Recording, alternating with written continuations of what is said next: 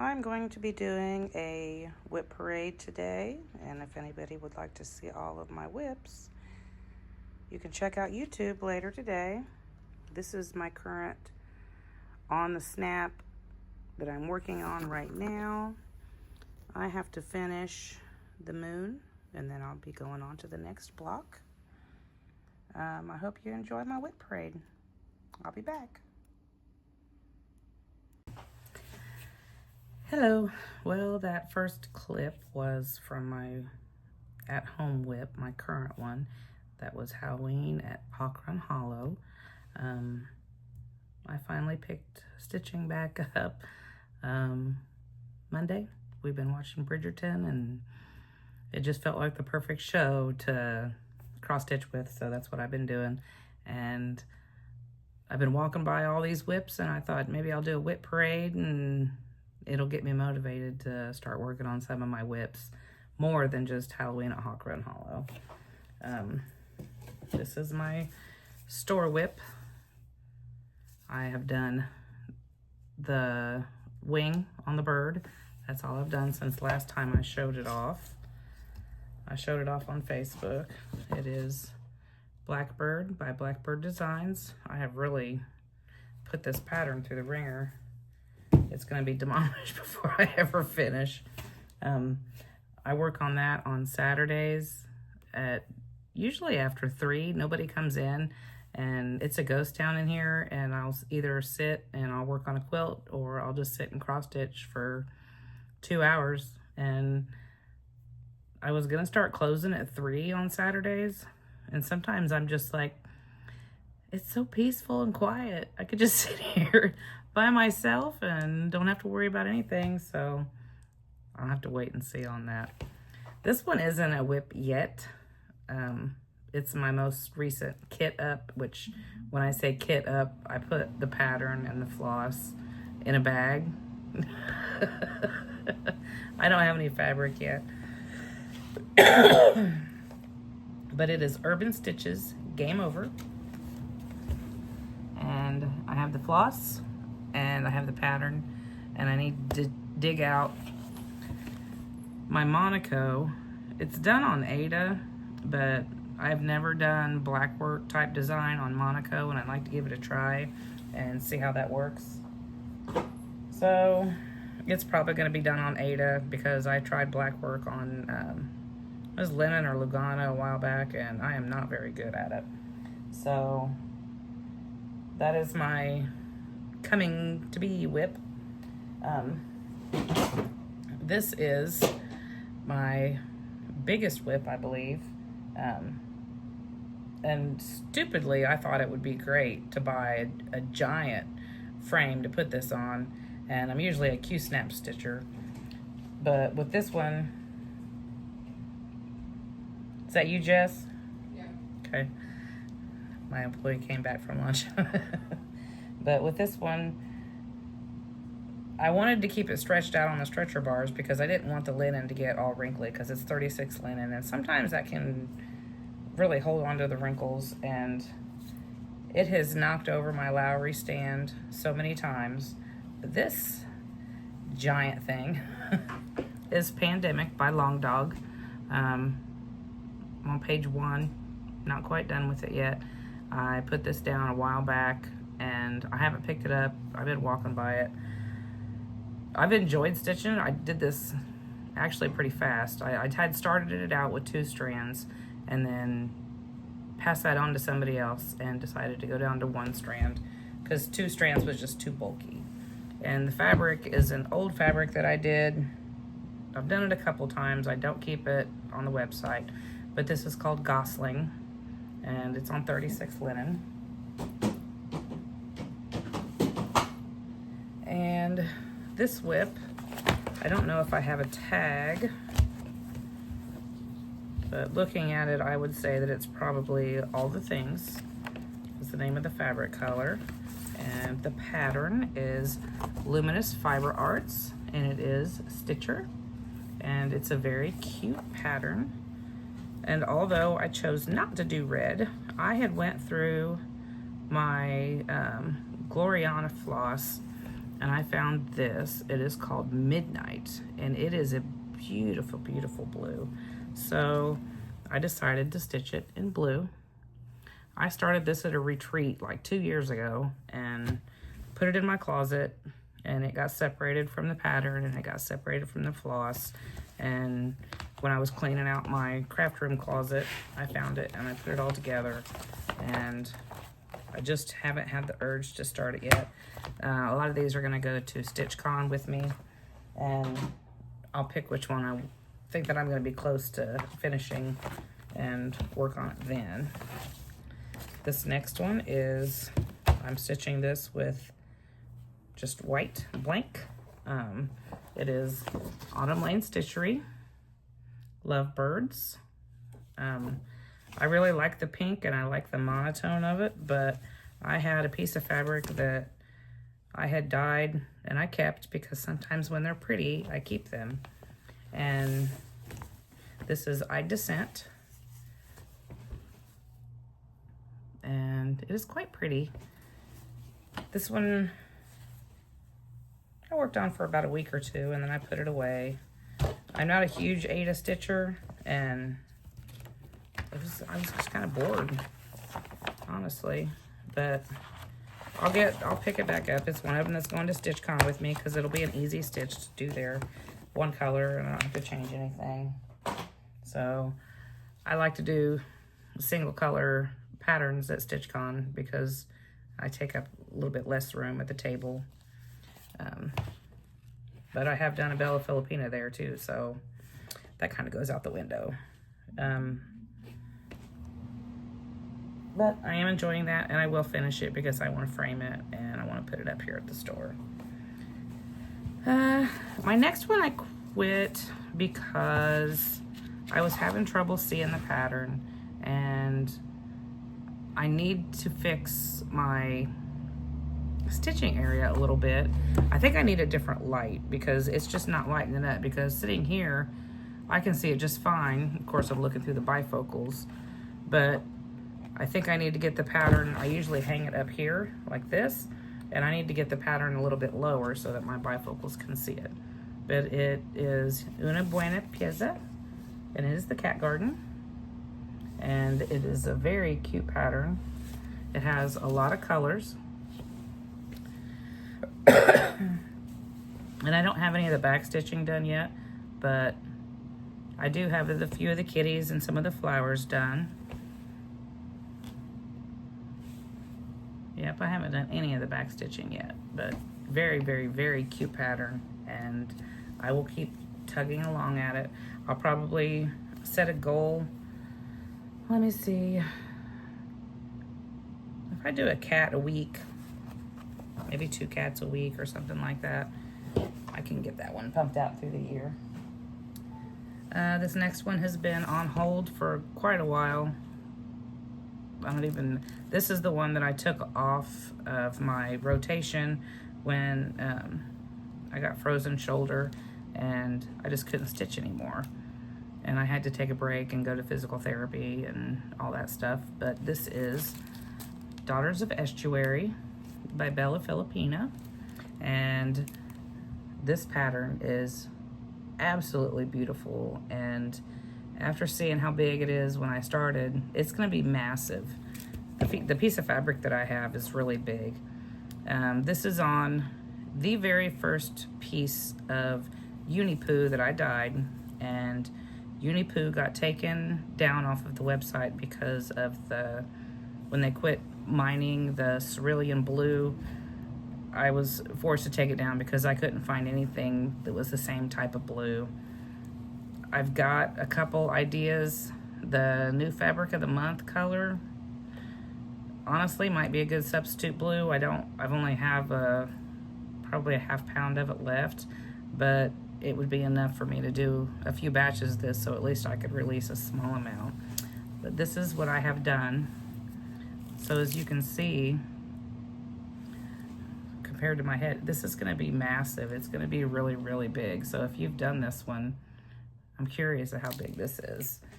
I know it's got the dimensions on the packaging, but we just don't look at that. We just we put a big piece of fabric in there and just start stitching and see what comes out.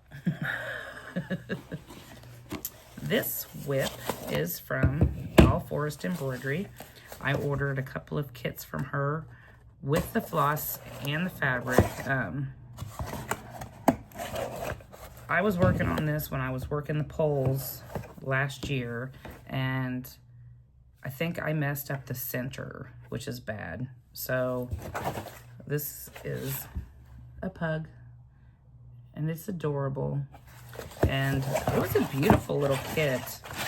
It came with the fabric, a needle minder, which is a little pug, and it came with floss drops and the silks. I think these might be cotton. Yeah, these are cotton floss, but they are hand dyed, and they're very pretty. And it came with the pattern and this little thank you card, which is also beautiful, and it gives instructions in Russian and English on how to cross stitch. And that was it. Like I said, it came with all the little floss drops and all the floss, and it was all wound up really pretty. It was a beautiful little kit. It took 3 or 4 weeks to get here, but this is how far I am on that. I have to sit down when I have a day with some patience and refine the center and recount and make sure that I didn't mess it up before I use any more floss, because the last thing I want to do is run out of floss on something with hand-dyed floss. So I might sit and do that today and get it out of the way. And there's also you want to know what I was doing when I was working the poles? I was eating little tabbies. The little Christmas, the white Christmas tree Nutty Buddies, Nutter Butters. This is why I'm fat. Okay, this is my oldest work in progress, and I count the whole thing as a whip because if you don't finish all of it, then you're not really done. But it is Scary Apothecary by Hands On Design, so I'm counting it as a whip until I have all of the cards done. And this was an old one, so I don't know if everybody remembers this, but there's Coffin Paint, Cackle Lozenges, oh I guess it's on the back, Spider Legs, Cauldron Cleaner, Skeleton Polish, and Snail Slime. And she also had a freebie that she released that year at Market, which was Spells and Charms. But I have Cackle Lozenges, which is one, my second one, Bat Balm, Bitter Brew, Broomstick Fuel, and that's it. This is my whip, Coffin Paint. This was my traveling whip for a while, and I lost an edge to my Q-snap, and I just saw it 2 days ago, and now I don't remember which bag it was in. Oh my goodness. For this one, I'm using the Called For Classic Colorworks threads and the Kreinik that it calls for. They're fun little stitches, and they don't take very long to do. I'm stitching them on Wisteria, and it is 27 Linda, because if I'm not using Monaco, honestly, I like stitching on Linda. It's a good fabric, and it's easy to get nice stitches on. I think I get better stitches on Linda than I do on Lugana, but I'm an even weave girly. I even brought my Cone of Doom that I'm working on my Pandemic, so in case I get the stitching bug here, I can do it. Oh, and I thought while I was here, I would talk about the fabric of the month and my other projects I'm doing. I am almost done with this quilt. If you watched my Facebook Live the other day, I was showing it off. I took it to the long arm the other day and she quilted it and gave it back to me the next day. She was fast. And she told me that she would do a store sample for me for free, so store sample. But she did a great job quilting it, and I'm looking forward to her being fully done. I have to make the binding and attach the binding and all that great stuff. So I'm not very fast at that. It's going to take me a few hours to do, but that's probably going to be my Saturday project, honestly. I might get it ready today and start ironing it, and then probably the next time I'll get to it is on Saturday after 3 when nobody comes in. Okay. Last, but certainly not least, is the fabric of the month. So I'm not going to show this month's because it's not released yet, but I can show you February and March. I don't do one for January because nobody wants to work over Christmas and New Year's, including me. So I don't ever have a January fabric of the month. Right now I'm doing a neutral and a light color. It just so happens that a lot of these light colors that I'm doing are turning out really bright. It seems to be when I do the tests, the colors that are calling to me and the colors that I haven't done, because I have always played it a little bit safe. This year, not so safe. So I'm doing some that I normally wouldn't do, just trying to mix it up a little bit and give people some fun new fabrics to use. So for February, I had Fossilized and Unmellow Yellow. Fossilized is a greenish neutral, almost an ecru. The color for the dye, I don't even remember what color it was. Oh, Kitty Litter, which is a clay. So in the past when I've dyed this color, it was more of a brown tone. Kitty Litter is actually one of the colors that I used in this, because this is a 4-color fabric. So Kitty Litter is the lighter color that's in there. And so this is the first time that I had dyed it by itself. I thought it would be a little bit more brown, but it's not. But it is a pretty neutral, kind of aged and rustic looking. And Unmellow Yellow. So I've done this color before, and every time that I've done it, I've done the darker version of it, which is mustard. So really looking at this, you wouldn't think that it's a light version of mustard. And as you can tell, the mustard color is really my jam this year. My favorite hoodie, I wear it once a week. It's a mustard colored Carhartt sweatshirt. I don't know, I just like that color. And I used to hate that color, but so I dyed a light version of it for the fabric of the month for February. And I really like it, and I'm gonna find something to stitch on it. So for March, there were some sprouting lupine patterns that were coming out at the market, and she has a lot of like the moths, the butterfly bouquet, and I love that pattern. I'm looking in there in the store if you're wondering what I'm looking at. But the butterfly bouquet pattern is just absolutely fabulous. And the color that she used on it kind of looks like an old color that I did. And it was, hang on a minute. Posy? Pink Posies, I think. It's been like 3 years since I did that thing. And I was looking through my dyes looking for a color, and it said hot pink, and I was like, wow. So I did a light version because I'm trying to keep everything light this year.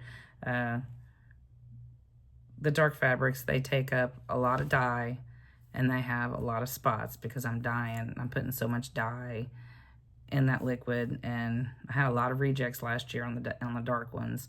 So this year I'm kind of chilling out a little bit and going back to the basics and doing lights. But Cotton Candy is my version of a hot pink.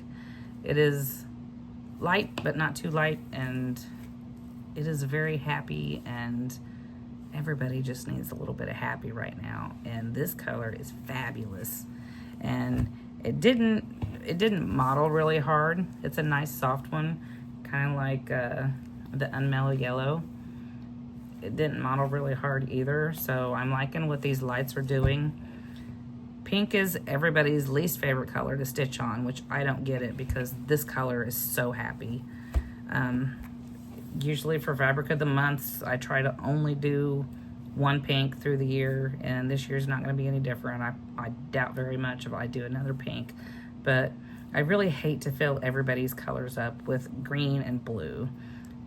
It's you gotta broaden your horizons a little bit, and you gotta keep that creativity going, and you need a little bit of color in your stash. And I even noticed that I didn't even have a pink on the website, so I went ahead and put this one on there because I think that's probably the prettiest pink that I've ever done, and I think it's very useful. I did Pinky and Princess Pink last year, but both of those, well, one was a dark version, one was a light version, but they were much, much, much darker than this one. They were more of a Barbie pink. So I'm hoping that this one goes over well, and I hope everybody enjoys stitching on it. I still have to find a project to put on it, and it's probably going to be the Sprouting Lupine patterns, because those are probably going to pass up all these whips that I just showed you, because I am absolutely in love with those patterns. And I'm going to be doing a trunk show in June. So I know as soon as I see them in person, I'm just going to start stitching all of them, and I'm going to have 6 more whips to go. So the other color for March was called Keepsake, and it is a perfect beige. As you can see, there are no green tones in it. It is just beige. And I don't know what people consider parchment. People have always asked me for a parchment color, and after talking to a customer, they said, well, parchment is just barely dyed. And so I guess I could try a lighter version of this. It's not real dark, but I guess I could go even lighter and have a parchment color. I'm worried that if I go too light that it will start throwing some greens. I have been doing research on how to keep the greens out, because to make a beige, they use blue and yellow and some other colors, but they have blue and yellow. So I guess if the blue is a little bit too strong, then the beige will lean towards a green. If the yellow is stronger, then it's going to lean more towards a yellow. But I can't make a beige without the blue in it. So I think that sometimes they're just going to have a little bit of a green tint. So either you're going to have a beige with a blue tint, which is going to lean green, or a beige with a yellow tint, which is going to lean yellow. So it's all in what you like. There are uses for both. My Halloween at Hog Run Hollow has some green tint on it, but it's an old, very old piece of Mother Nature that I did when I first started dyeing, and I had kept, and I can't even make Mother Nature look like I did back then. My water is different. I lived out in the country and I had hard water, and now I live in the city with a water softener, so some of the stuff that I did at the beginning, I can't reproduce anymore. But I am going to look into getting a filtration system put into the house, a better filtration system. I already have a filter in there, but I'm going to try another one to try to get rid of some of the green that's in the beige. It's not just my fabric that does it, it's a lot of dyers.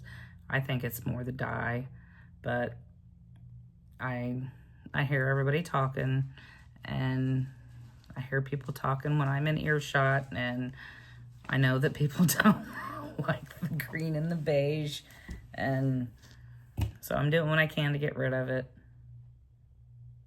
So, and be careful when you're talking about somebody, because they might be standing right next to you. If you know, you know. Okay, so that's it for my floss tube, my whip parade. I'm going to try to have you guys hold me accountable and make sure that I get a little bit done. And yeah, I know if you saw the Halloween at Hawk Run Hollow at the very beginning, that I figured out how to edit this video, which is good. That's all I've got. I'll try to come back in about a month and give you an update and try to be a little bit more consistent on doing YouTube videos for you guys. So I'll see you later. Bye.